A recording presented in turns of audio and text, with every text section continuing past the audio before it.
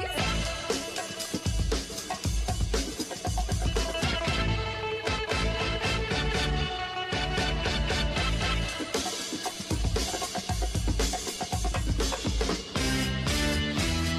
Good luck, everybody else!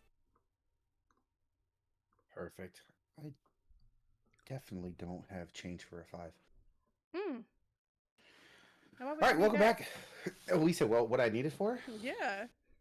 To pay the meter. Welcome back to the podcast. Welcome back to the podcast, the Get Fresh Crew podcast.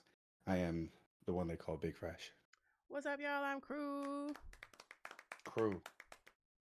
We're getting older. Are we? Who told you that? The sun. He's lying. And, well, she is a woman. And well, she is lying. she's okay. Well, we're getting older, and as I get older, I have realized that I'm very much a homebody. Same. And the homebody thing kicked in, and I realized that when talking to my mother, where I got it from.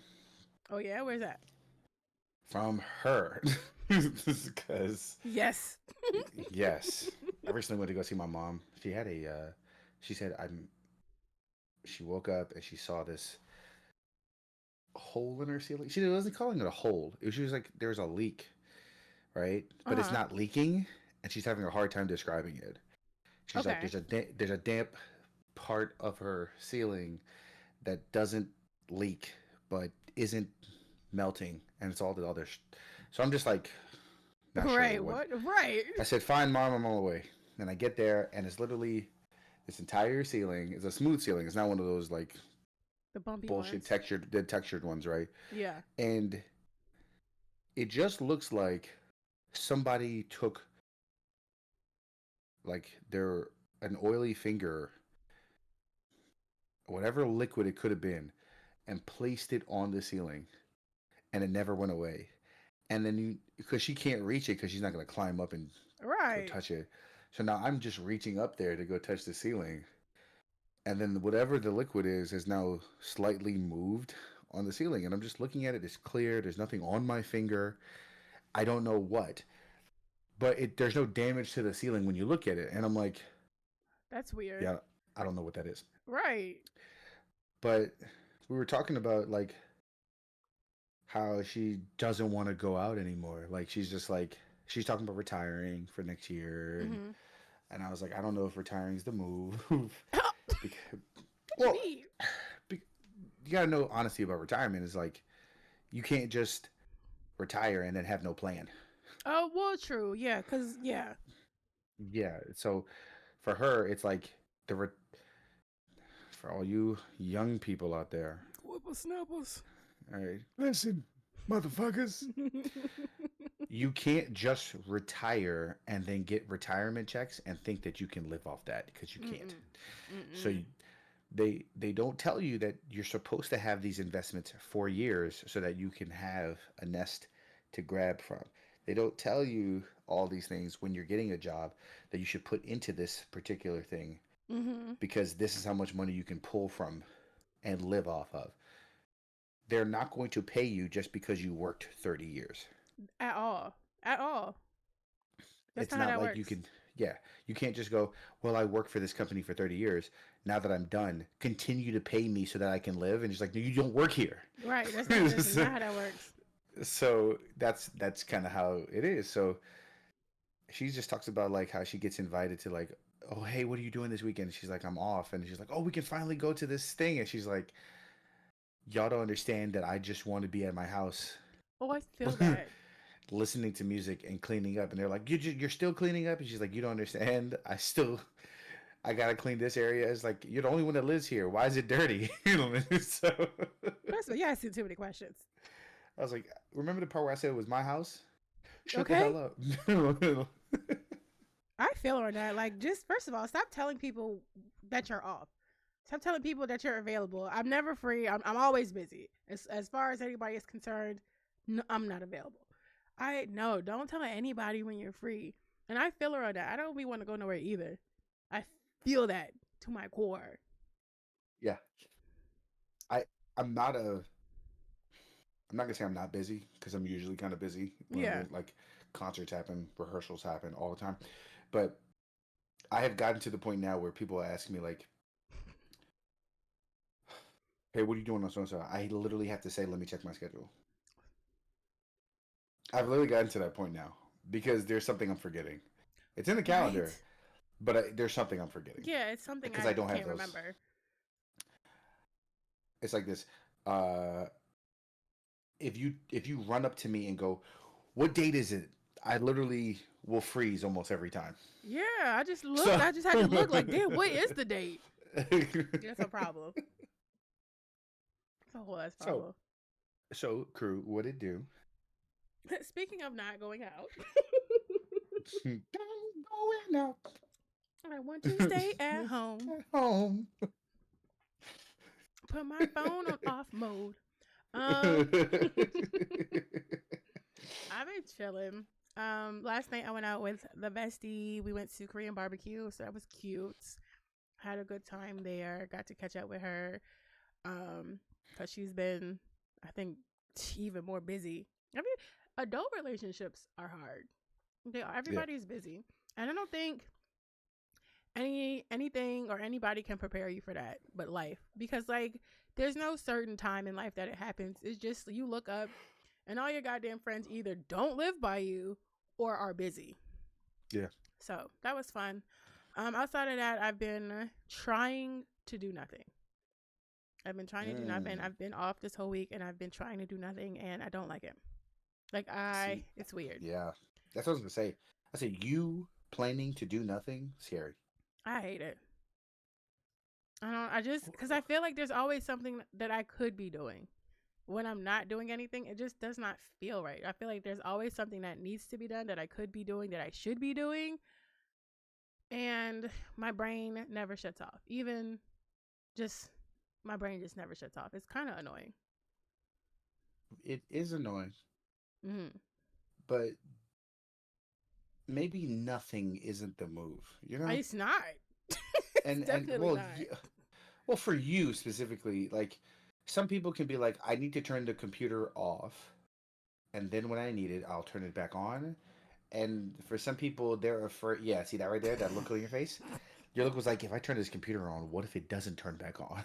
Like, what if I just become a fucking calculator? Like, Can I do it from my phone? Why are we turning it right, off? right. See, that's what I'm saying. So for you, you might need to just plan relaxation in some way because it's not helpful to constantly be running like that. It's not. And I'm trying to learn how to, I don't want to say relax because that sounds so fucking dramatic. Like that just sounds unreasonably dramatic as fuck. Like it's not that deep. But like I'm trying to find like a happy medium for me where it's like, okay, I am relaxing. I feel like I've gotten enough stuff done up until this point where I can like kind of just maybe game a bit and you know, just game Yeah. and not do anything else. So I don't know, but then I always wind up feeling guilty. I don't know. I'm working on it. No, I am I get working it. on it. But yeah, I mean, outside of that, I've just been chilling and reading. I've been reading this what is it called? Kindred? It is called Kindred. Um and it's been a good book. I'm very excited. I've seen the first season. It was a TV show. That's how I was introduced to it. It Mm, was a TV show and it never came back and I was very upset. And then I found out I was told it was a book, so I got the book. So I've been reading that. gotcha. That's pretty much it. Here's one thing. Korean barbecue. Which type of place did you go to? What do you mean? Did you go to a I cook it myself place or did you go to a okay, gotcha. So you went to like a K-pot type thing Yeah. where okay. We cooked it Uh, ourselves. And I mean we did cook it ourselves. The dude kept coming around and like kept flipping and beating stuff, but like ultimately we did it yeah. ourselves. And it's great. I kind of want to go. I wish we was going back to another Korean barbecue spot today because I love those. There's Mhm. another one that it's like Korean barbecue plus revolving sushi. I love Ah. that place. Do you pay one price for revolving sushi? No, for revolving sushi, no. You pay per plate, but the plates aren't like crazy expensive. So you Okay. pay per plate. What I'm looking forward to, I always like the places where you cook yourself. I think it's a great Mhm. scam, top tier scam. Um, You said top tier scam? oh yeah, you're going to a restaurant. Yeah. What you really are going to though is a kitchen in a grocery store. Fuck. Don't ruin this for me. Don't ruin this for me. Don't ruin this for me. so, so really, Fuck. they're in the back prepping and shaving and giving you all The the different cuts. proteins. Yeah. They're going into the fridge and they're just making sure that the produce is nice and they're doing all that stuff, which is what a grocery store does, except Yeah. for they don't have to saran wrap it for you. And now Why are you you ruining have this to for cook it. me? But think about it though. No, this is a good thing. I'm telling you why. Because the struggle about grocery stores is that you have to go shop for all of it Mhm. and then you turn around and then have to go cook. It's a pain because you have to take all the groceries out of the car, then you got to Mhm. put them away, and then you got to go cook. That's all the steps. This one was like, "What do you want? All right, let's cook it." And by I let's mean, us, I mean you can now cook it immediately. So it's the best of both worlds. It's just not a restaurant, and that's what I put like that. no, that's facts, and I definitely feel like I like the ones where there's less interaction with people, where you can just like kind of order from a kiosk. I love that. That one didn't have it. I wish it did. That would have been perfect. But Hmm. um, yeah, no, I feel like damn, that's facts. It really is like a luxury grocery store. Oh yeah, Yeah. oh yeah. Matt, that's just because like that concept always got me where we you go in there and be like, all right, cool, I want this, and we'll just start with those two, and you're like, oh, they come out there and they just bring it to you, and it's just a person that stands there and goes, you're burning it. Okay. Let me just grab this tray out of here. Let's lower the temperature for you. Let's lower the temperature for you because you don't know how to cook. All right, cool. Next. It is the low microaggressions. Like you just Yeah. they don't say just we're just gonna turn this down, But or they'll just they're start gonna doing shit for you. I'm just like I got it, when they start slicing your food up because they're like, bro. you weren't supposed to put this whole steak on there. You know that, right? Every It's single like, time, crying. it might be worse because of the micromanaging. You feel me? But Like that's why I like the ones where it's just like you. It's like yeah, minimal interaction with anybody. I love those. Like just let me do it. have you been to a hot pot place? No, I have not. Wait, no. Yes, I have. Yes, I Okay, have. I love have you? those. Yeah. Wait, were they individual pots? So when I went, Like, it was yeah. me, Mans and Giggles, um, Jedi Master Zay, and his wife Lauren. And did Uh we huh. have the kids with us? I don't remember. No, we didn't. It was just the four No, of you us. did not. Um, I don't remember if there was. I want to say there was individual ones, but they had like. I feel like if we would have all maybe agreed on the same one, because it was hot pot and Korean barbecue, so there was the thing in the Yeah. middle to cook with, Okay. but I can't remember if we. I think no, it I'm gonna was break it down. I'm gonna break it individual. down. It was no, It was individual it was individual. We had because our own little things, and then the big one in the middle. yes, Yeah, exactly. Okay, good. If it was both, then it is the big the big one. Yeah. grill in the middle, Mm-hmm. and then it's individual pods. Yes, Good. exactly. Yeah. There are places where the hot pot part like is just we're all doing One one big big one. hot pot, Yeah. like like a uh, like a broth fondue type shit. Mm-hmm. But there are just the ones where you can go. I would like miso. I would like this. I would like that. This. Yeah. And then they come in. They give you the bowl, and then you're like having to moderate your stuff. Mm-hmm. I love that when the miso or the broth is like perfect because you can just sit there and just go, all right, cool. I'm gonna do some fish. Let me do some crab ball or this, and it's really nice. That one's nice. I like those. We have one down the street. One day we actually, Ooh. um, I don't know if we took a gummy Oh or God, yo, food tastes so much better when you're high. I don't know what it is. It's it's like them something taste buds magical. activate, and it's some extra. Bro, what? But we took a Uber and just went there, bought a pitcher of something, and just we had like 2 hours to be there, and we just got drunk, ate food, Oh, that's had a date. It beautiful. was nice. It was I nice. love date nights like that. Those are fun. Yeah, Those are fun. those were the days. Those were the days. So yeah. Um, for me, we're looking at fuck those kids. Always. It's pretty solid. Really? Just where I'm at mentally now. I kept trying to make things so individual for my kids, Mm. and then I realized I don't have to work that hard.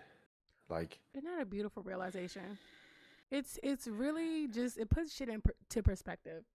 yeah, I do feel that I am comfortably getting into my bag as far as how to organize teaching middle school Mm. because I talked about the record label idea, right? You did. And how we Oh did that wait, with the did middle you? schoolers. I know you talked to. I don't know if you talked about it on stream. I I'll go know. over it again. Yeah, because that shit is fucking phenomenal. So my middle schoolers, I have to teach a bunch of band classes, and then to fill out my schedule, they make me do general music. And so with my eighth grade class, I was trying to correlate. There's always a lesson we will go into like the history of hip hop, and usually the curriculum is like, oh, we don't talk about hip hop, we talk about all these other things. And what I do instead is try to incorporate the terms and concepts from those other classes into Mhm. the birth of hip hop. And so I noticed that my kids are very quiet and they're very Mm. bored. And I decided that I was going to turn my class into a record label where I hired a few students. They were going to come in, they're going to go, and they're going to be responsible for management. So whenever there's an issue, they have to go report it to the people that are working on stuff. So each day is like a new concept. We select everything by having every kid work on beats. So they only had to come up with 30 to 1 minute long beat. Okay. And whoever won that competition would get signed a contract. I went in, created a contract, put a bunch of loopholes in that motherfucker, told the 360 kids that deals. 360 deals, right? Came in the joint and said, your job is to earn $1 million. Can you do it? Mm. You may hire one student in the entire classroom to be your manager. The rest of the class will then be your tour managers. Like they'll create all the stuff for your tour. They'll Mm. create your merchandise. They'll create. Um, there'll be one day there'll be each streaming service. So they all have to be different streaming services. Mm. And then one day we're gonna have a renegotiation. We'll go back. And the way I looked at all of it, I was looking at it like D&D because I Mhm. was thinking it was that type of system. My girlfriend said that it's Rockford Records all over again. Mm. Triggered. And I very much got triggered. I was like, ugh. I'm not looking at it like it's GTA. I'm not. I'm not No, look. but I get that Yes, though. I get the yes, because correlation. in a way, they are all role playing. They're all doing different jobs like Yeah. that. Yeah. Yeah. Yeah. But they are having to learn each concept, and there's no finagling around it. Like it's all being designed. Right. And then when it's like, okay, let's see how much money you made from each tour. I'm gonna roll a dice, or I'm gonna uh, get one of the. There's a online app where you can spin a wheel, Mhm. and you can just put either like percentages or numbers, and you can just click the wheel in front of the whole class and be like, "This is what we're doing." Right. I can set up another wheel and be like, "All right, cool. Let's see what happens on this tour," and we'll spin it a couple times. Does a person get sick? Does a venue fall apart? Does this Mm. happen like that? And just put everything into it. Be like, okay, the wheel of disaster. What happened on your trip to Baltimore? Click. Oh, that's fun. It's Good. kind of like a Mad Lib aspect to it. That's really fun. Yes. Because I don't want to be the person that's like, wow, you turned everything wrong about this. And I'm like, no, it's a Wasn't me. mixture of right. It wasn't me. These are all chance cards, right? Right. Now it's Monopoly. Now it's D&D. Now it's all the things that because when it's D&D, you have to be the storyteller, Right. Right. and Right. then Right. and then you have to turn around and tell somebody like, but now there's a bear that shows up. What's your ability to fight bears? Like that Right. part I've taken out, and Yeah. now I'm more like, you roll the dice on the outcome of this. Right. That's really Okay, cool. let's figure that out. So I did all that, and I think I got about like four more classes of this first go ahead Yeah, this is like because a they semester long thing, right? technically because Okay. well half a semester Half a because semester. Okay. I'm gonna do another group too, Oh, okay. Okay. and Okay. and that way another group can come in and shine and make music. I have a question. I have an answer. Perfect. When are you going to bring this to stream so your adult friends can play? And as adult I friends, I mean me. And also Gamma, because I know she would want to play too. We can talk about it. Okay, cool, cool, cool, cool, cool. It's I not a think no, so it's still open. I'll take that. yeah, that's I like that. I It's like usually it. how that goes. For me, to make that happen in real life, it would require a lot of steps as far, let's say real life, but to bring it to Discord would require a lot of steps, a lot of things that we would need to master in certain ways. I know you can help. You'd pretty much, by the time I bring it to you, you'd be like, well, what about this? And I'd be like, well, that's the whole thing. All right, fuck it. So I will literally share with you all the details that I've already created because Mm. everything was created with ChatGPT. Shout out to ChatGPT. Yes. At one point, they're going to have to sponsor us at this point. Just, I mean, why not? I mean, they're literally gonna have to sponsor us. But we definitely had that. And then my kids, you know, um, I've created the autonomy where they can come in the beginning of class and they got 15 minutes to use the bathroom, to do all the stuff that they need to do, Mm-hmm. to ask for papers that they don't have, to just to just get that out of the way. Yeah, yeah, yeah, And yeah. then for the remainder of class, don't move, just do what I ask you to do. Please. And hopefully, if I can keep that going for the Mm. rest of the year with them, then I would have created a system that I will use for the rest of my life. Ooh, beautiful. Because first quarter, you're grilling, you're telling them Yeah. no, no, no, no, no, no, no, no, get this, do this, do this, do this. Right. And you've instilled the system in which they should get their stuff in order. Come on, let's go. We Right. get You should five know this minutes, by right? now. You should know this. And then by the time second quarter starts, it's all right. Or even better is the fact that incorporating it across all grade levels, that the only person now that I have to teach that to is incoming new people. I was gonna say the sixth graders. That's it. Right. So now my seventh graders are going to be eighth graders. Right. My sixth graders are going to be seventh graders, and I just have to teach the sixth graders how to do that again. Nice. Now Very everybody smooth. understands the system, right? Everybody understands the system because now that oh yeah, we got our 15 minutes. Hey, can I go to the bathroom? Yes, go. Right. Right. And then class starts when they hear the metronome come on, and we're like, all right, cool. And Here we it's go time to from the lock top. in. 1, 2, and there's no excuse because they should have all been playing. They should have been.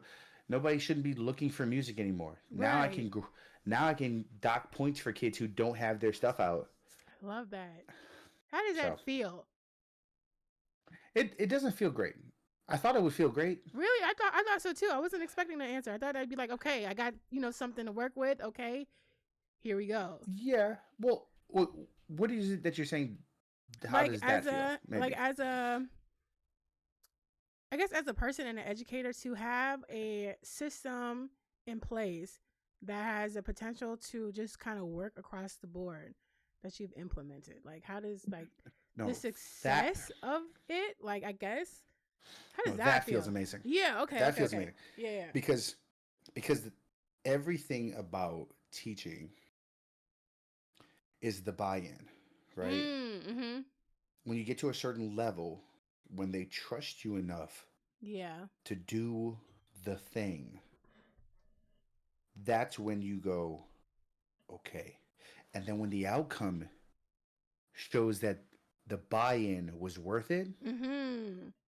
it's a whole nother thing. Having a parent at the spring concert say, "Man, y'all sound like a high school band," Okay, Papa was friend. was was really nice, right? Mm-hmm. But a lot of me was like, man, I don't know what she talking. She's just saying that shit, right? Because I'm like, Yes. whatever. Maybe these high school bands are getting worse, right? That's like I'm crying that that is your inner thought. because I'm always searching for perfection, No, right? I get that. I totally get that. Because I'm always telling them, right? Um, because who was it? The I showed you that. I showed you the J.K. Simmons one Mm-hmm, mm-hmm, where mm-hmm. he says perfection is impossible, but we're always searching for Always, perfection. always searching for it. But that's literally the goal. And there's another video I gotta show you of a director. He says this is what it sounds like when the group only plays 90% correct. Oh, and was And it like a that, big difference? oh yeah, very much. Wow, you wouldn't think so because 90% is a large number. 90% is an A. Right? 90% Yeah. is passing. Right. 90% is all of that. So when they like, here is your passage. They were only playing from this measure to this measure. We're going for 90%. 90% even like could be 3 notes missed. Mm, but you're gonna hear it. That's my thing, right? Wow. So so that's why I'm always that's the thing is you show your kids the grade book and you go, "Well, I got a 94, so that's fine." And you're like, "All right, cool. Can I play for the class what a 94 is?" And they're like, "No, please don't play that." I'm like, "That is an issue." I had a kid complain. They said they Right. didn't I said one kid said, "Oh, I finished the homework already. It's due on the 17th." They go, "Oh, I finished the homework already." I said, "Cool. I'm going to go listen to it real quick." "Oh, no, no, you ain't got to do all that, right?" Cuz he had 100. Uh huh. He had 100 and was nervous about me playing it so that other people could hear it. Wow. Wow. We got to get out of that. You absolutely have to. We got to get out of that. It's too scary. It's scary behavior for people to walk through and go, "I got 100 on this homework assignment, but don't play for the But class." don't play it. That makes absolutely no fucking sense. I gotta, but those little things, Yeah. those are where I step in and change a kid's life forever Mm-hmm. versus being able to be like, okay, they came in, they sat down, they did other things, right? That means my Yeah. discipline for these kids went really well. Yes. But when I change their perspective for the better, so that Mm-hmm. they can be proud of what it is that they do, that's that's always the part of me that I like about teaching. Mm-hmm. Because I got into teaching, I told you the whole going over to China and telling all these people Mm-hmm. and seeing kids just come together and go play and they Yeah. move together. I said, me being able to teach kids that makes me an effective teacher. That's incredible, honestly. So that's what I'm looking at. I think that's dope.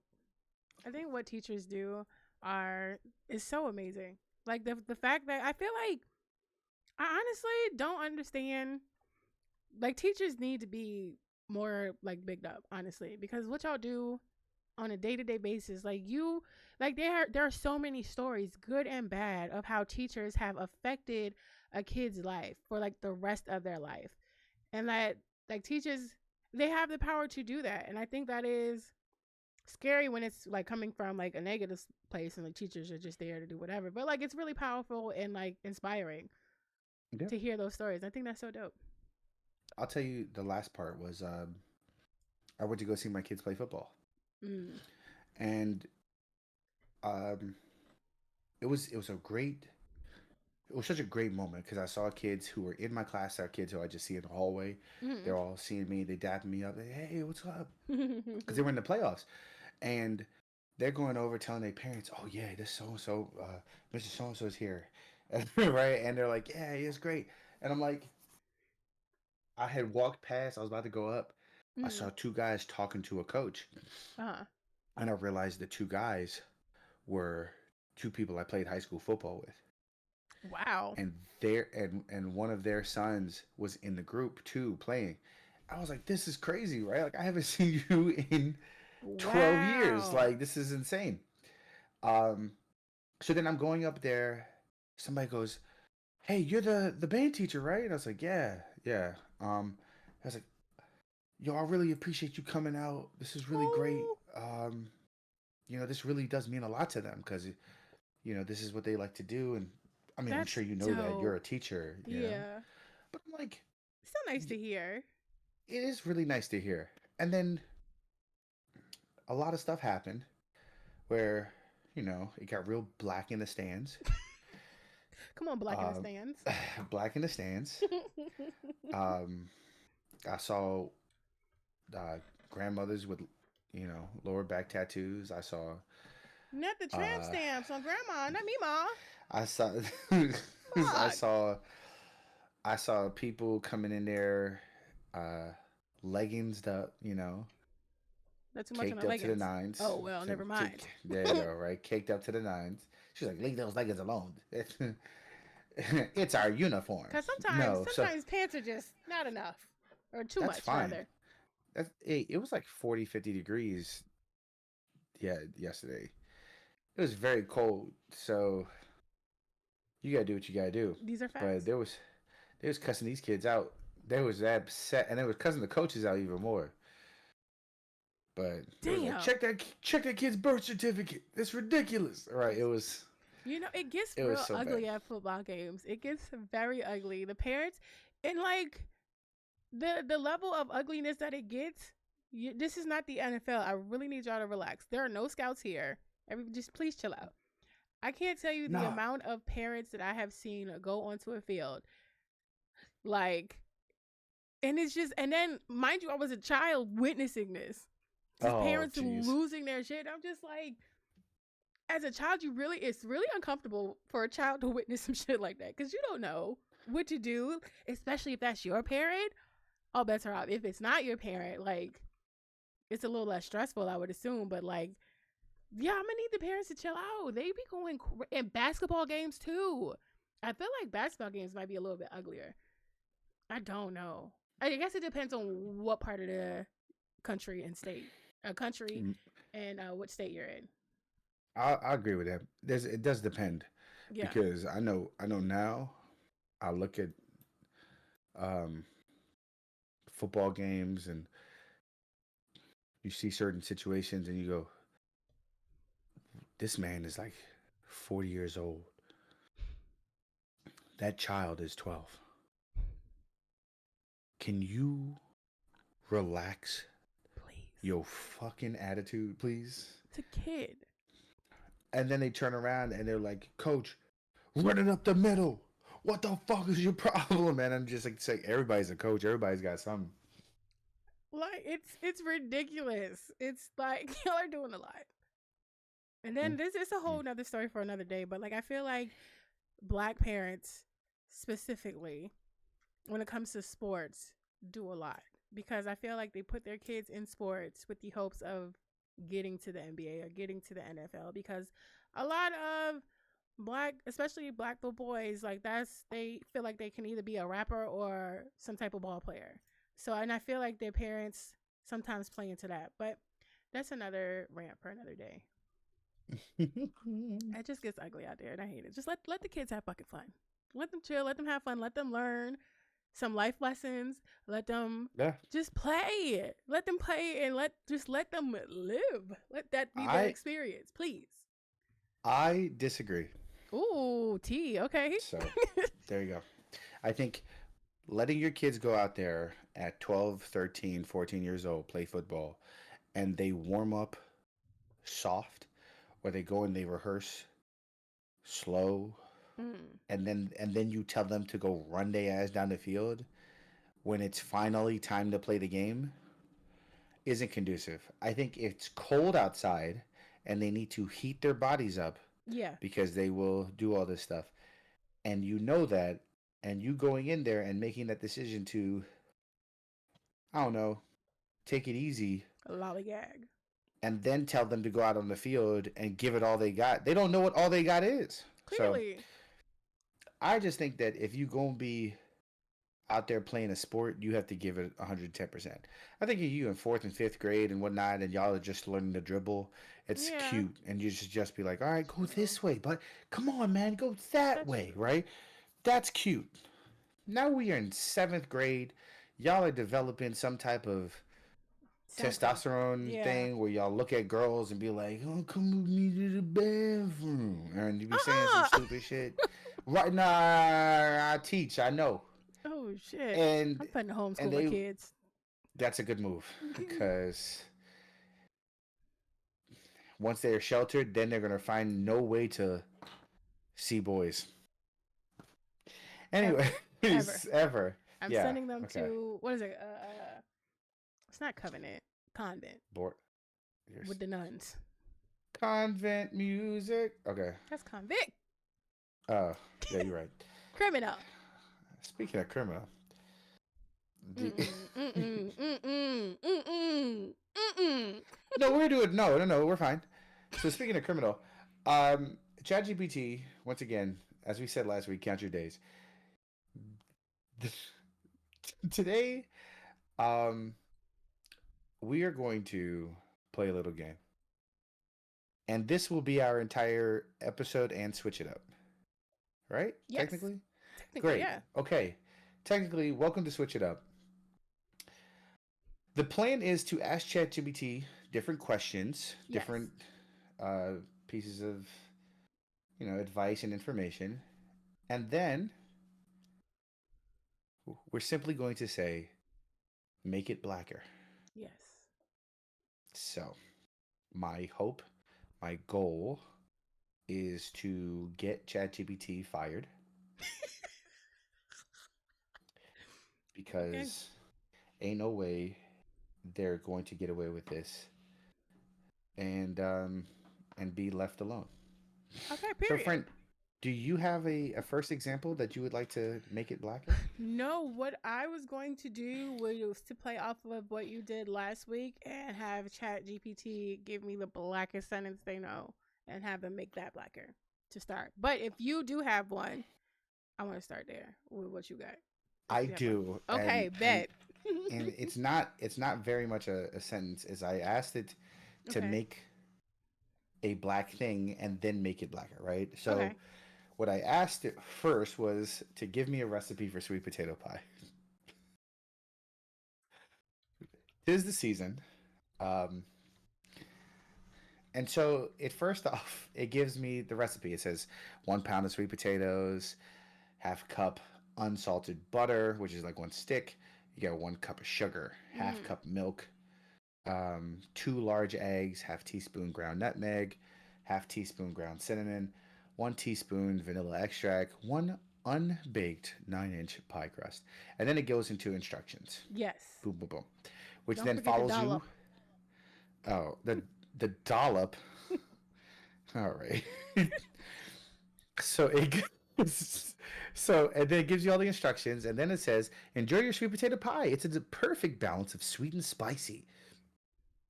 Which I guess ideal for the holiday season. Let me know if you like any tips on customizing it. And I all I said was make it blacker. Here we go. Got it. Here's a version of sweet potato pie inspired by rich black culinary traditions, with a little extra spice, some soul, and a hint of coconut. I didn't read this before this. What the fuck is there a hint of coconut?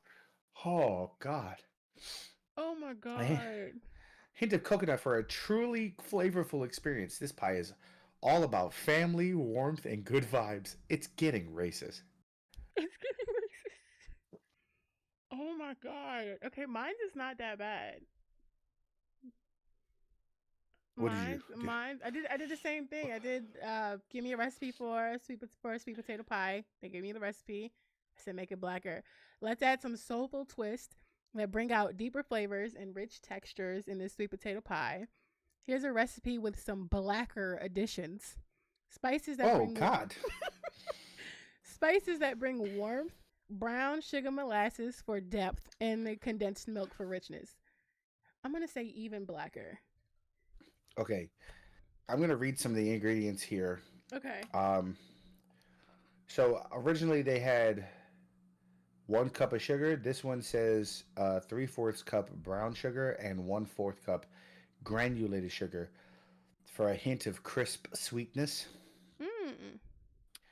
And then the coconut milk is to add with half to replace the 1/2 cup of evaporated milk.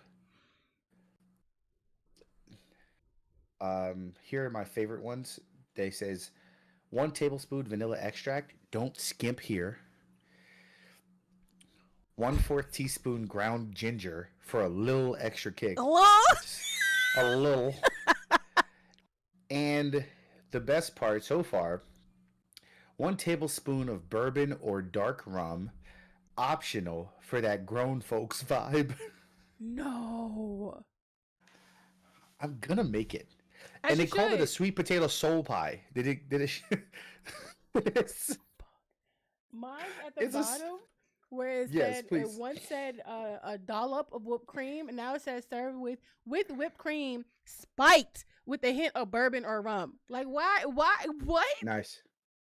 Yeah. This pie brings all the warmth and joy of tradition with each bite. The flavors are bold, rich, and unforgettable.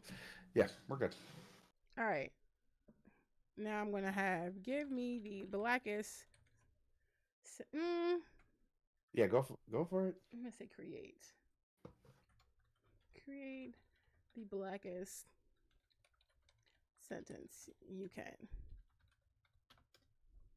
All right, create the blackest sentence you can. It says, all right, here we go.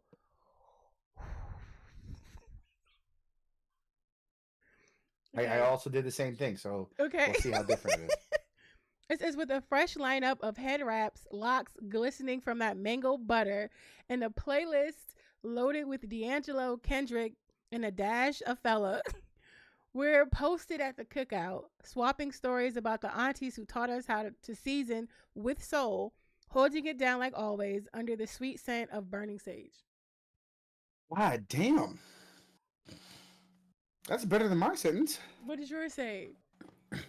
Lord. Picture this. Ooh. It's a Sunday afternoon. The house smells like collard greens and cornbread. Anita Baker is serenading from the speakers. And Big Mama just called everybody to the table because the mac and cheese just hit that perfect golden brown.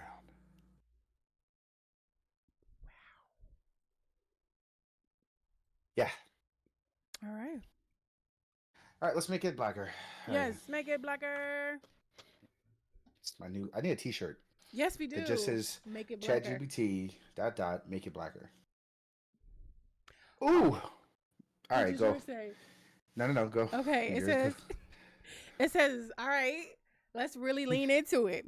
Post it up at Big Mama's house, because that's where the real cookout's at. Smoke from the grill mixing with the scent of cocoa butter and coconut oil as Frankie Beverly and Mays blast over somebody's Bluetooth speaker.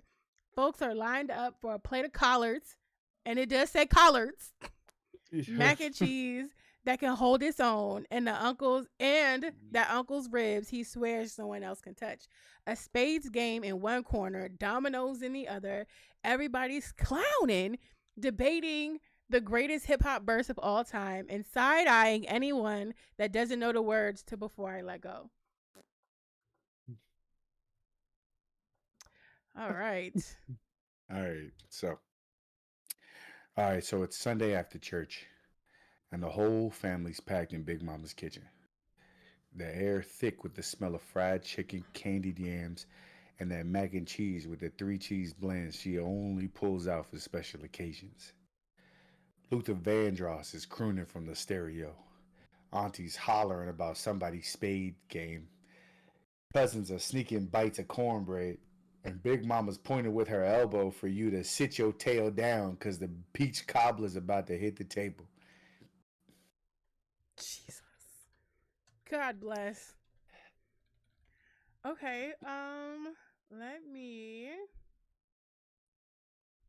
think. Let's see. Create a black storyline. Oh, Let's see be what this. specific. Be specific. Yeah, Okay. hit that stop button. Hold up now. At the bottom. All right. You saying create a black storyline? Yes. How black is the storyline? I was gonna let ChatGPT decide. Are you just gonna keep it simple? I Just want to create a see. black Yeah, I want to see storyline. what with no parameters what they come up with or what it comes All up right. with. But what ideas do you have? Create a black storyline about family, uh, two lovers, um, and hardship. mm. All right. Do me some justice here. And this is where I get uh my voice acting job from is gonna be this story. Oh, okay.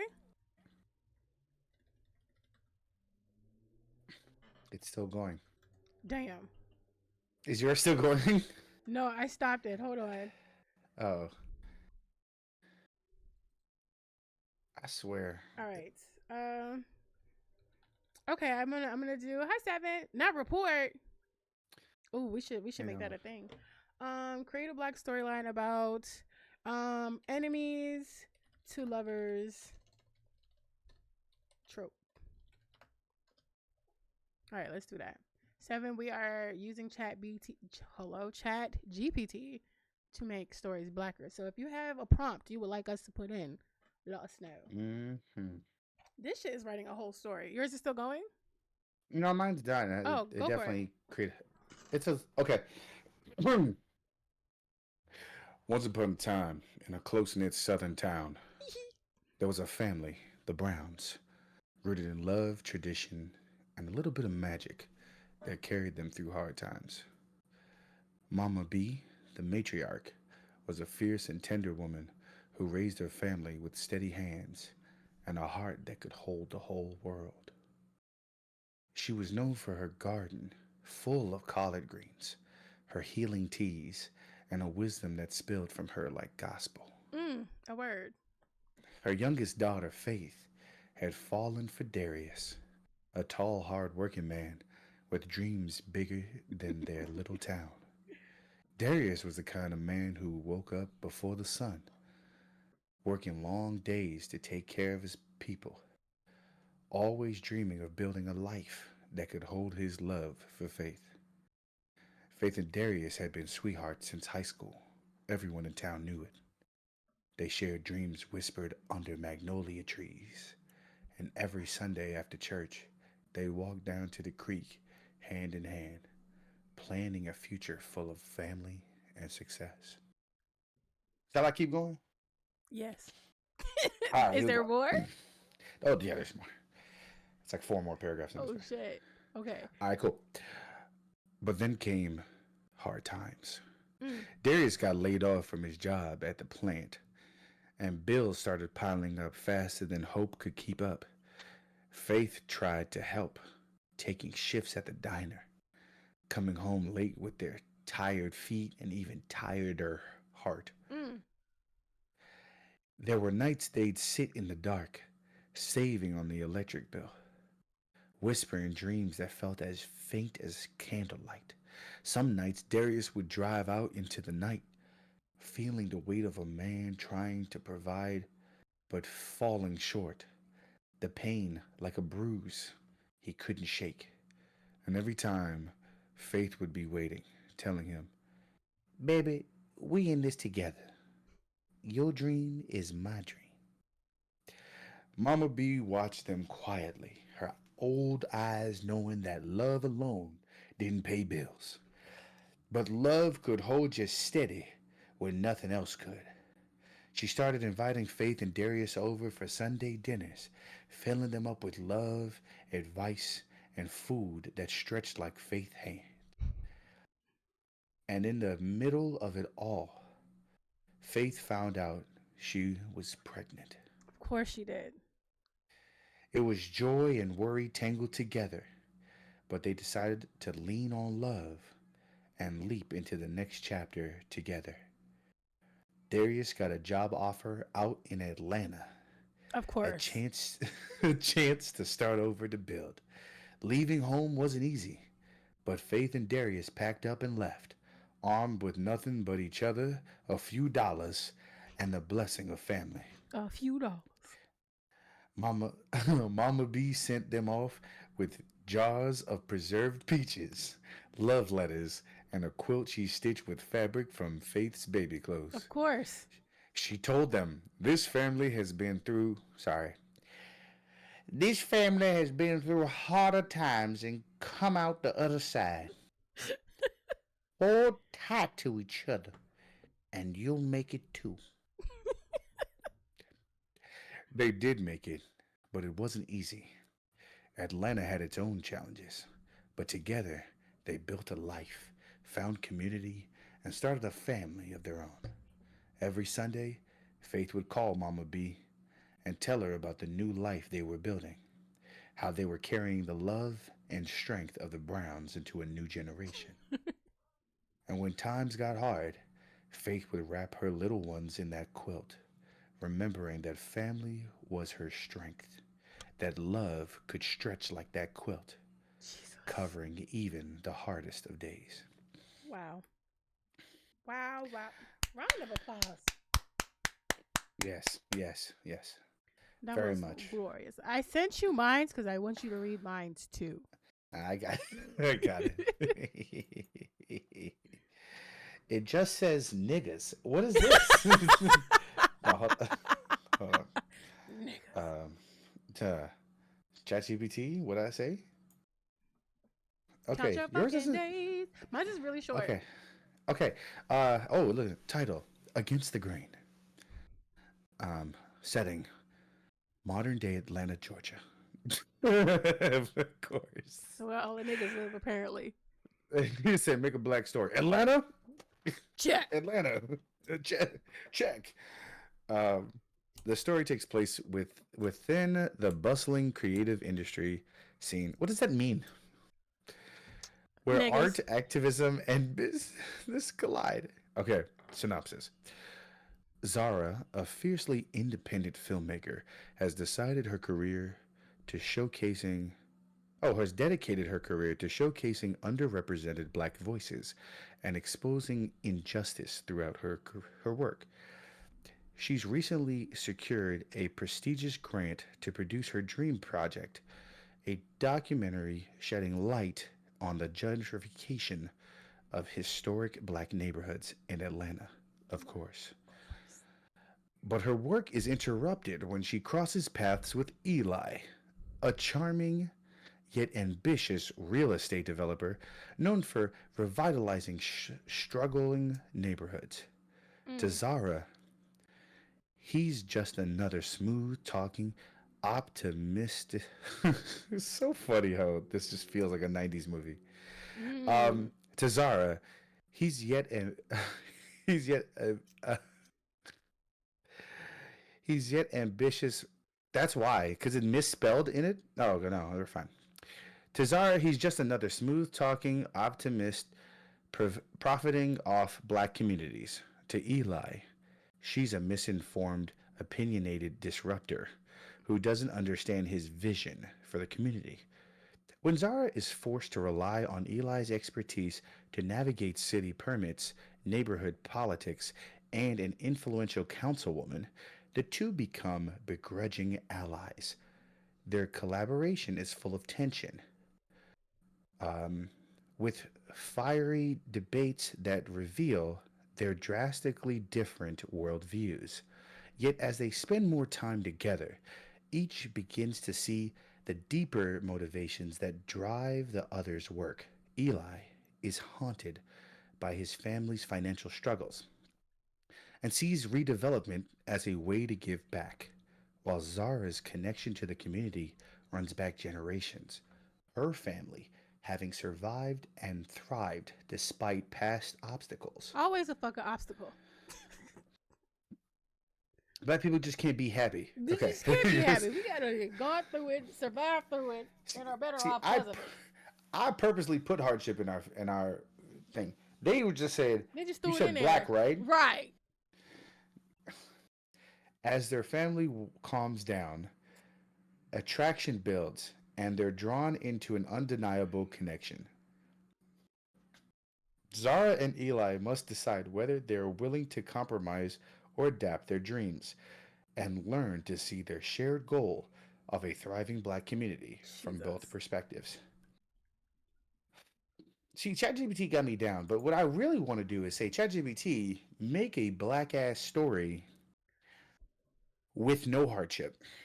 Okay, you do that. I have an idea. I'm gonna do this. I'm going to take a white show and make it blacker. Okay.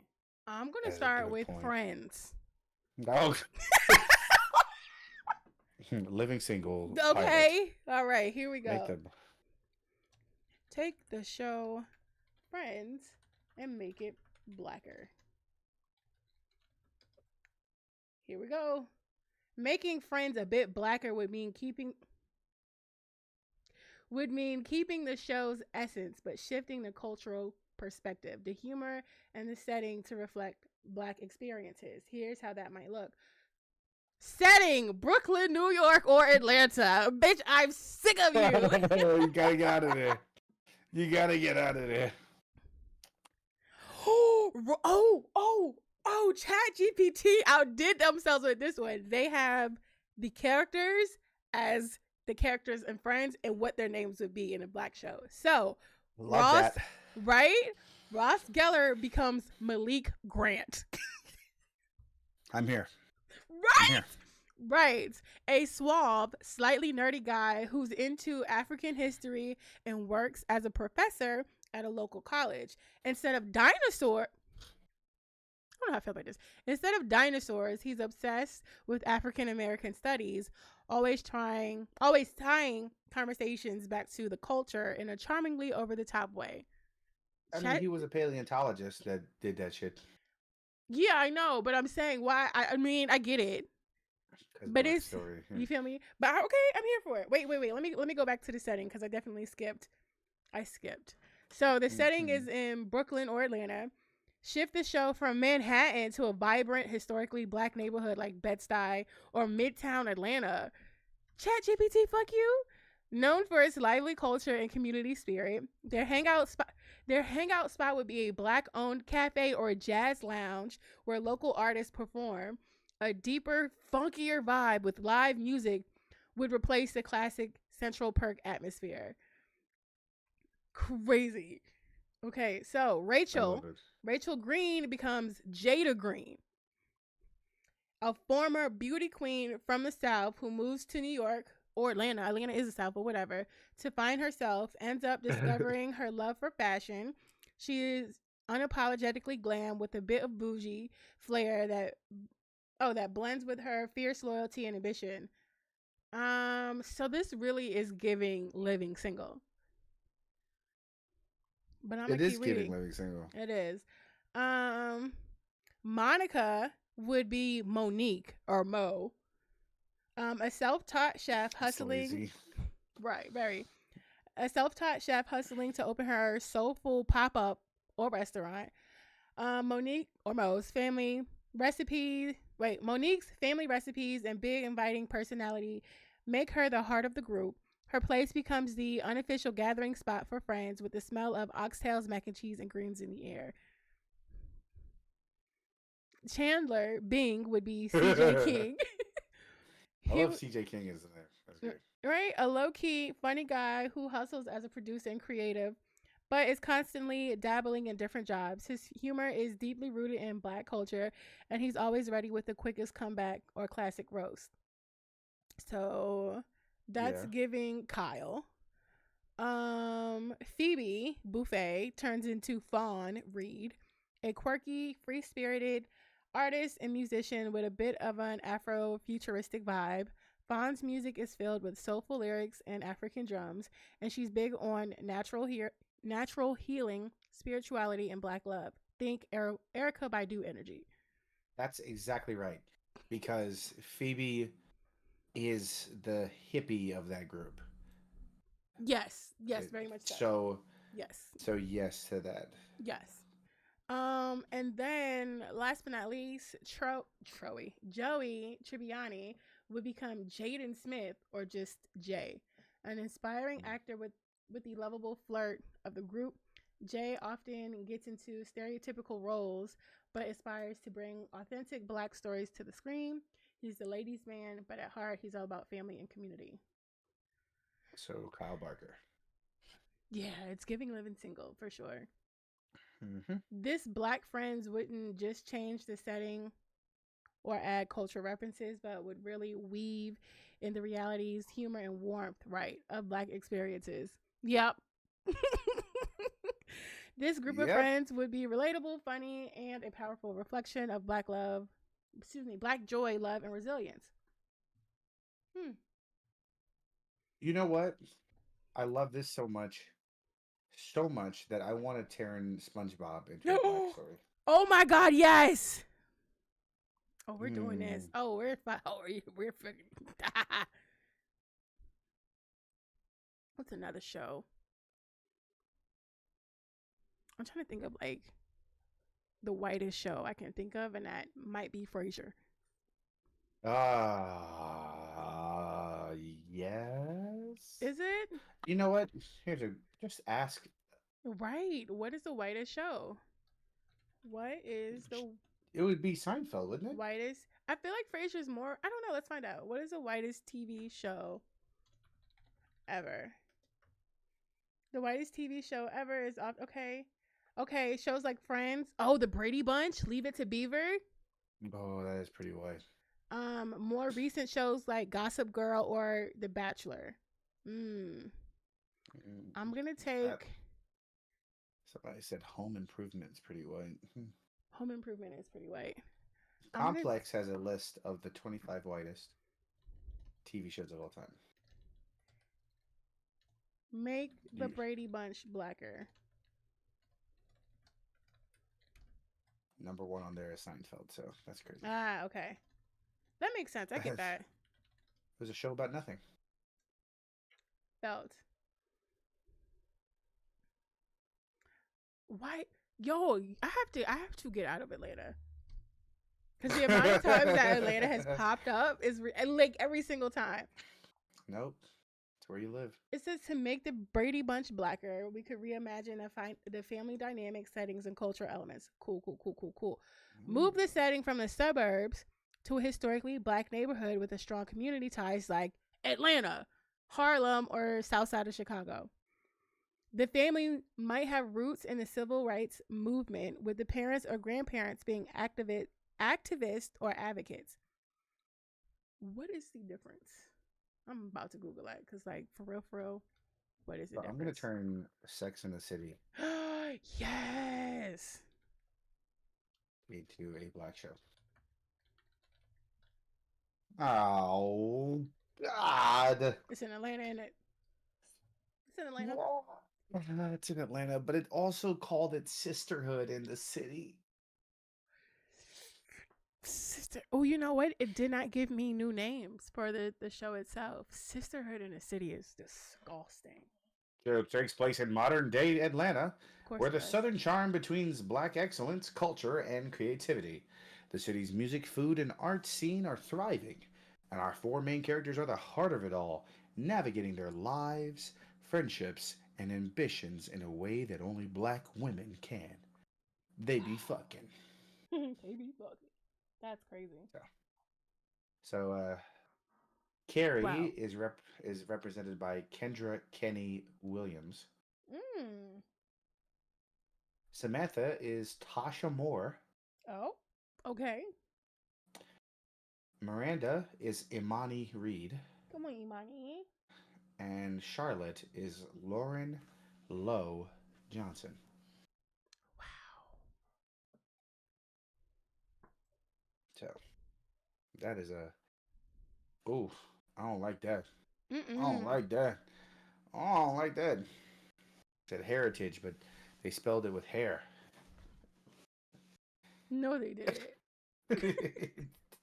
They said episode highlights. Heritage. Lowe decides to host a natural hair art exhibit, which leads to the group discussing the different pressures they feel regarding hair and beauty. From box braids to afros, they reflect on the beauty and strength in their blackness and how it influences how they move through the world. What would it take to kill a Jesus Christ. mockingbird? Yeah, let me take a break real quick. Hold on. All right, BRB, y'all.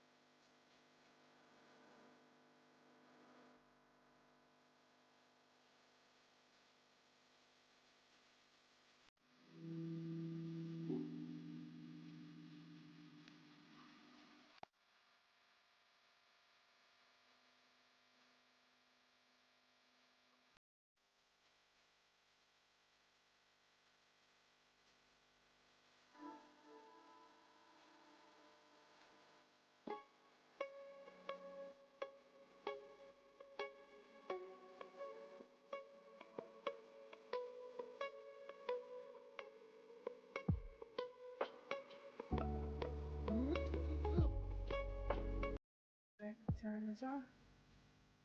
We all back? All right. Side note. Have you ever had insomnia cookies? I have. Have you had crumble cookies too? I have. Oh, okay. Which one do you like better? I've only had insomnia. So, but I've heard what Okay, people had this to say about crumble. Crumble. when crumble cookies first came out, I was team crumble cookies all the way. Okay. I think realizing that they don't make everything great, I was just kind of like, well, this is just a great treat to have. Mm-hmm. I don't think you need to. Nobody needs to have six of them. Crumble cookies? Yeah, you don't need to. You don't Oh. need to buy six Okay, yeah. in order for you to do it. But I think if it's a cookie that I want to go back to every single time, it's going to be insomnia. I think if there's like a new flavor I would really like to try for crumble, that's the one I want to try. Here's the thing that's going to blow your mind. Have you ever heard of dirty dough? No, Don't. Don't. Don't. You can look it up. It's Okay. really funny. Uh, but dirty dough cookies are not worth it. Damn. And we have one down the street. Um, they literally will do something like put a cookie inside of a cookie, and it's just soft undercooked cookies. They're like medium rare cookies. That's the thing. Ew. But but like people do that just because. They can. Well, no, people feel shitty about like undercooked cookies like that. Oh, But true, yeah. if it's the same thing like having undercooked meat, they're like, nah, I need my cookies baked through. Like that's just how they operate. I get that. I feel like if there was ever a place that I would try a cookie within a cookie, it would be Insomnia Cookies. Like, I trust them. Yeah. The reason why I asked You because was I got some last night, and when we went on break, I went and got the rest of the cookie. She was that's. fucking bussing. I think I saw that on the IG that you had posted. You was at Insomnia. I did. That was my big back radar. Was being able to tell that you were in line. You were in line at some place, No, I'm thinking. and you were waving the camera with your boomerang, and I was Mhm. like, "That's the Insomnia logo." Shout out to Big So, Activities. yes. Y'all. All right, what you got for us? Oh Lord. Oh, Lord. So yeah, I have the two things where no, I just kept it simple with Sisterhood in the City. Oh, okay. So So then I did the To Kill a Mockingbird, but made it black. So to make Kill a Mockingbird blacker, we could envision a retelling that explores African American experiences and perspectives, reimagining the setting, characters, and themes through a lens focused on black communities and history or histories. Here are a few elements that could shape this reimagined version. Setting and culture. The story could be set in a predominantly black town in the South during the 1930s or 1940s, where black communities have their own schools, churches, and local institutions that are tightly knit. The rural black background, not the background, mm, the rural backdrop could reflect the struggles and why are we always struggling and being resilient? We I can't just told be you. fuck. In a segregated society, while weaving in aspects of black culture, traditions, and history, the themes of racial injustice could be explored from the perspective of black people who are often overlooked and ignored by mainstream narratives. Atticus, whose name I've always loved, instead of a white lawyer, Atticus could be could be a respected black community leader, perhaps a civil rights advocate or local preacher. That is insanely accurate, but very true. Where we at? Scout, Jean Louise or Lewis. The character of Scout could be played by a young black girl who learns about race, justice, and morality through the lens of her own community's struggles. She could be mentored by a wise elder figure, and perhaps grandparent or family friend who teaches her about black history, resilience, and importance of standing up for what's right. Why don't I feel like this is something I've seen? right? Like, I feel like this is something that I have seen and witnessed. It's giving Roots. It is giving Roots. It's giving like the later of Roots. This is okay. It is giving more of a Roots This vibe. make my ass itch. I just want to go out and fight white people now. So I figured out your new favorite thing. Okay, what's that?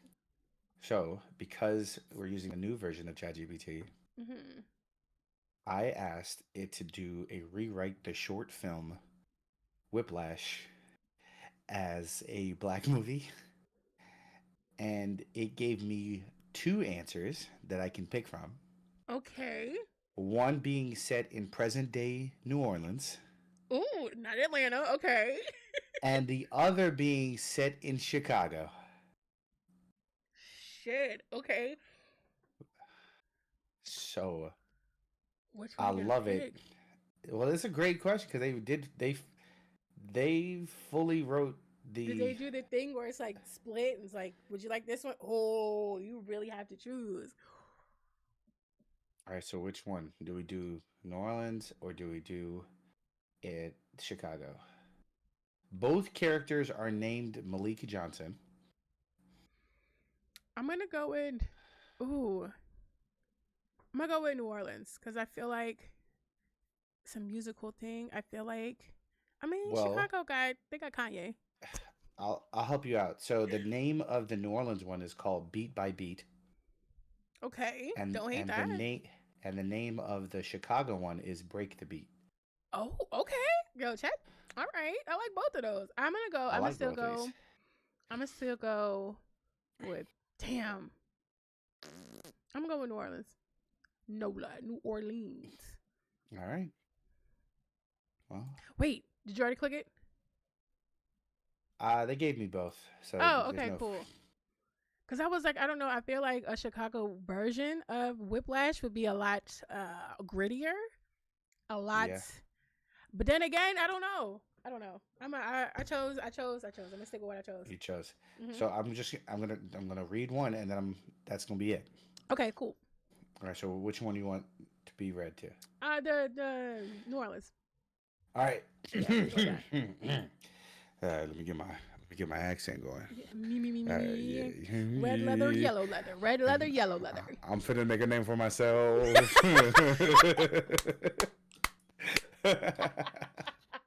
I'm finna make a name for myself. Yes, right. All right, here we go. Beat by beat. Wait, let me zoom in on The you. film. Yeah, I got you. Pop off frame. All right. The film is set in present day New Orleans, where music is not just a career, but a way of life and an essential part of black culture. From jazz to hip hop to brass bands, every street corner pulses with rhythm.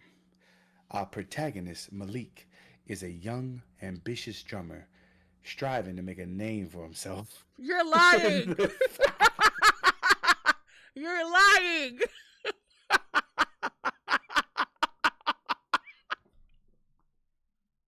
Oh my God, Ooh, friend, please. I'm not lying. Look, I've highlighted it for you. Oh my I god. promise you, I have. I Oh my god. Oh no. Hold on. I'm pulling it off of my phone. it's so bad. It's so bad. I didn't. I know how funny that is, but I That did is not. hilarious. I didn't. Oh wait. I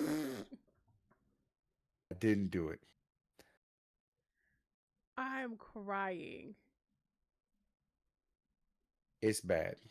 Oh my god. There we It go. literally says striving to make a name for himself. That's crazy. Okay. All right, I'll continue. God bless. That is hilarious as hell. All right, here we go. Characters: Malik Johnson, the Andrew, a 19-year-old drummer from a working-class family who dreams of becoming one of the greatest jazz musicians in the world. Malik grew up listening to the sounds of his neighborhood and practicing beats on anything he could get his hands on, from pots and pans to church tambourines. He's shy, but has a fierce, almost obsessive determination to succeed.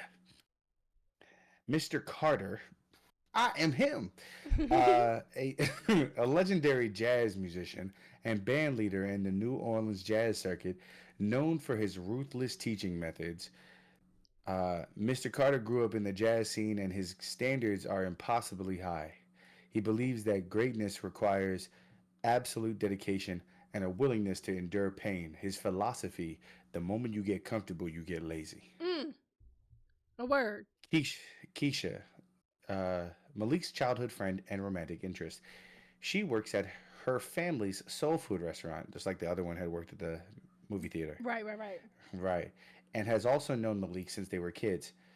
Um, that's how childhood friend works. That's redundant. Like Stupid shit. ChatGPT.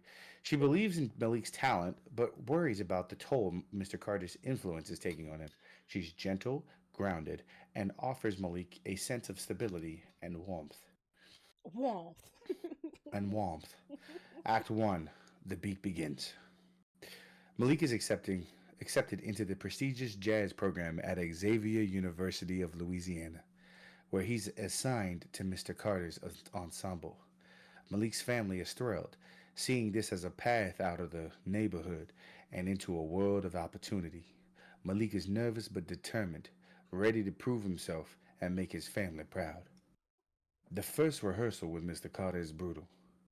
Mr. Carter is larger than life, commanding respect from every musician in the room.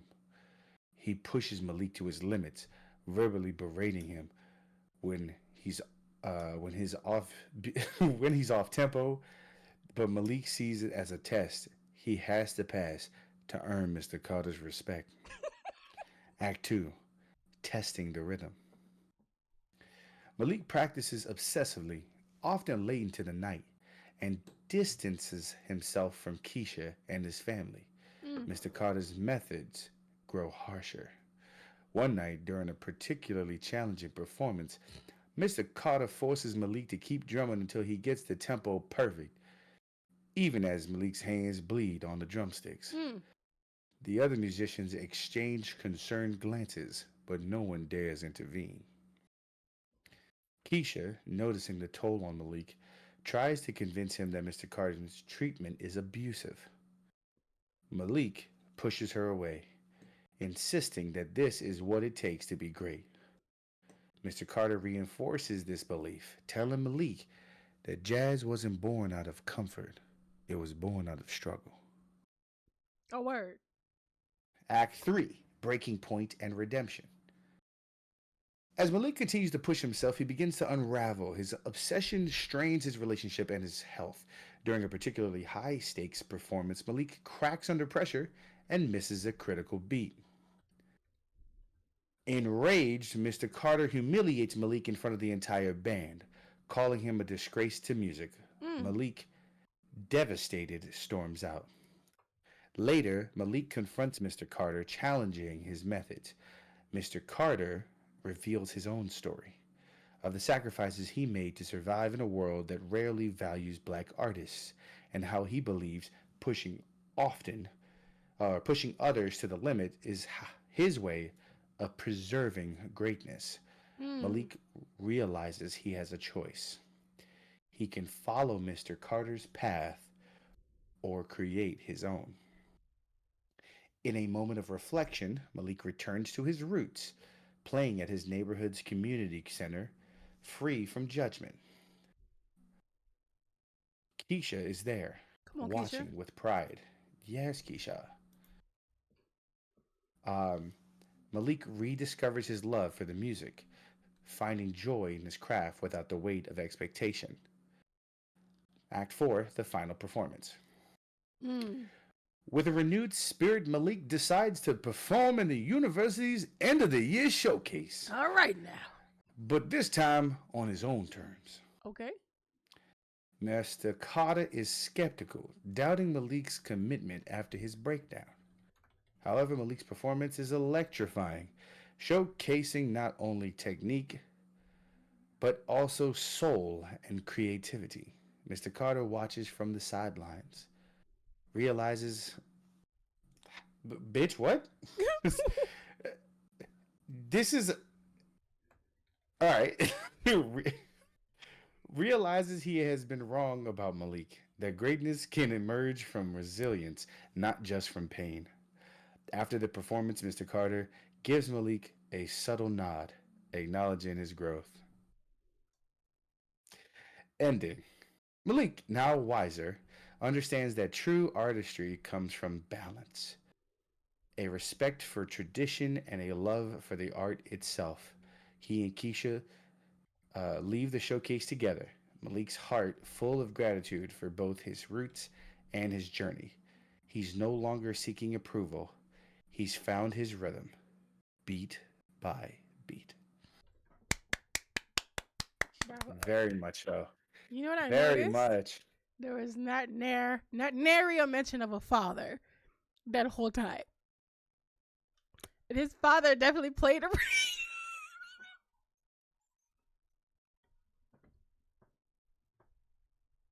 Oh. not once did I hear a You father know, mentioned, and his father played a part in the movie. yes, because that was literally while I was reading characters, Mm-hmm. I went, there's only 3 characters here. Right. Like, also, you're 19. And they really did make it so that he's made his family proud. But who was his family? Why were their family not concerned that he was bleeding on drumsticks? Right. Right. Why was it just Keisha? And why her name was Keisha? Why her name was Keisha? What you ChatGPT? I mean, I think it's Kim in the other one. Oh, Yeah, is it? it's Okay, Kim. that's No, hold on. Sorry. Keisha in New Orleans. It's Kim Kim in in Chicago. Chicago. Yeah. Kimberly and Nicole in the original movie. I want ChatGPT to write the script out for this New Orleans one Mm-hmm. and make sure that there's cuss words in it. Absolutely, a lot. Passionate ones. Yes. I want to know New Orleans style Yeah. berating. Right? Cause Right. I know that sound good. I I did a reimagining of Grease, a black reimagining of Grease. It not Yeah, too we much. talked about that. Not too We much talked about that. differs. Yeah, it's nothing really to write home about. But the name is called Soul Groove. This was a great episode. This is a solid episode. W Fucking, W episode. I do think they need to make a black grease, and I don't think they need to change it that very That much. they They should have. didn't. They didn't. It's They just didn't. no, not really. Like it's pretty much instead of it. The music is the main thing that's different. It's more Motown music. Then like that's really the That's setting. fair though. Exactly. Like I'm not mad at that. I'm not mad at that. That makes so much fucking sense. I That's get fair. it. And yeah, and it's giving that. So that's really the main thing. They kept pretty much the overall plot is the same. It's just a different setting with different style of music. That's really it. And it's called Soul Groove. That's it. I definitely think I don't know, maybe next episode or down the line we should do a make it whiter. That is what we're gonna end up doing. Yeah, I feel like we definitely got to do a make it whiter. I want to. God, this is such a good idea. I just want to sit here and do this all day. What else can we blackify? 'Cause I'm here for it. Oh, Annie. Oh, my body is not ready for this. I mean, they slick already did it. Slick, and I do mean in the slickiest of slicks. Well, all I can tell you, my dear friend, is I went to Gemini, which is Google's version of ChatGPT, and all I did was ask it to make a black version of the movie Grease. What did Gemini have to say? What did Gemini have to say? They sent me a photo. The terror that just ran through my body. I was not prepared for you to say a photo. Are you showing Yeah, I it? wasn't prepared for. I mean, I can. Or if you send it to me, I can pull it up. It's in our chat Okay, of perfect. the podcast. All right, hold on. Let me maneuver some shit around. So if you want, I can just try to make it my profile pic. And No. I feel like that's a lot. Hold on. Okay. I'm finna pull it up. I wonder if they'll let me. Oh, you should be able to. No, here. Oh, that's that weird. doesn't look. That doesn't look. That all right. That's that. Like glitched out. Oh my! I'm gonna let y'all be the judge of this. All right. Okay. Let me go over here. Oh my god. Oh man. Wow. I said black, not Jewish, but you know. Dead ass. But like dead ass. The fact that he could still have a coif in the front of his head and then turn around and have a show y'all this shit right here. But is that not just him with a blowout?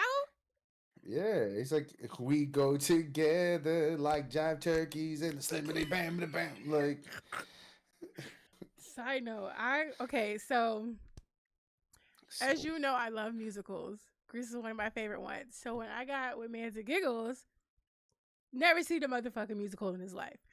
So I'm like, let me share you something that I love. Let me share this with you. So we sit down to watch Grease. And it gets to that song. And he goes, "Oh, I've heard this song before." I said, "You have?" He said, "Yeah." Goes to YouTube and pulls up fucking Family Guy. Episode of fucking Peter Griffin talk about some "It hurts to pee." I said, "Bro, I'm never watching anything else with you again." He said, "Bruh, give up the toad now." Give up the toad now. Oh God, it hurt my soul. And then I was watching TikTok the other night, and the dude started talking about how he was somewhere, and some dude he was with was like, "Why do black people make up words and put it in their music?" He started talking about like Snoop Dogg, yada yada yada. He was like, "Wait a minute, white people do that too." And he said, in Greece, as soon as he said that, I swiped the video. He said, go back. Yeah, see? Thank you. Fuck.